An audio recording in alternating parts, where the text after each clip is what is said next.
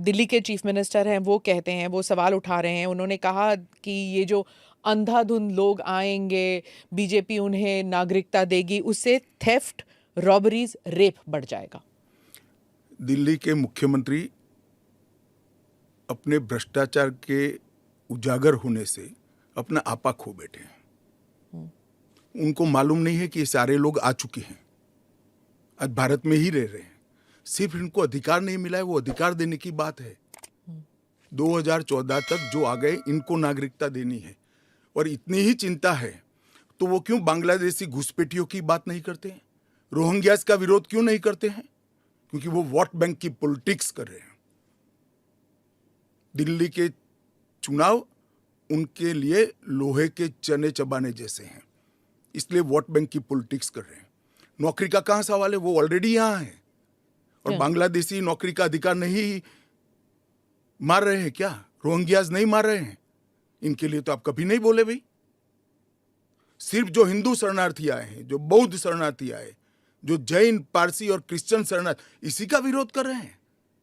वो यही कह रहे हैं कि आप अपने नागरिकों को नौकरी नहीं दे पा रहे हैं और इनको आप स्मिता जी वो पार्टीशन के बैकग्राउंड को भूल गई हैं। शायद उनको जो निराश्रित आए थे, जो रेफ्यूजीज आए थे, इनके परिवार के साथ एक चाय पीनी चाहिए। अरबों खरबों रुपए की संपत्ति छोड़कर रेफ्यूजी बनकर यहां आए थे, दिल्ली के बाजार में सब्जियों की दुकान लगाई थी।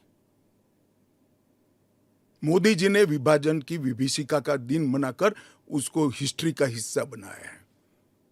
इन लोगों के मन में संवेदना नहीं है, वो समझते नहीं है वहां धर्म के आधार पर इनके परिवार की महिलाओं का गौरव छीना जाए, अपमानित किया जाए, क्या करेंगे वो? इनकी वेदना हम भी नहीं सुनेंगे। 50 में आ गए, 60 में आ गए, 70 में आ गए, 80 में आ गए, आज भी नागरिकता नहीं है। बच्चों को अस्पताल में दाखला नहीं मिलता है, ढंग की नौकरी नहीं मिलती है, छुट भैया नौकरी करते हैं, अपने नाम से प्रॉपर्टी नहीं ले सकते हैं, मतदान नहीं कर सकते हैं। क्यों? क्या गुनाह है उनका? विभाजन का फैसला उन्होंने नहीं किया था, कांग्रेस पार्टी ने किया था।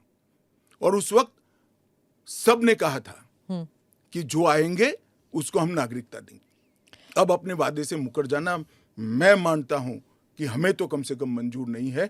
इनकी संवेदनाओं को भारतीय जनता पार्टी भी महसूस करती है, इस देश के प्रधानमंत्री भी महसूस करते हैं, और हम मानते हैं कि इनकी ये 75 साल की वेदनाओं का अंत कभी न कभी आना चाहिए और ये चुनाव के पहले आ जाए। वो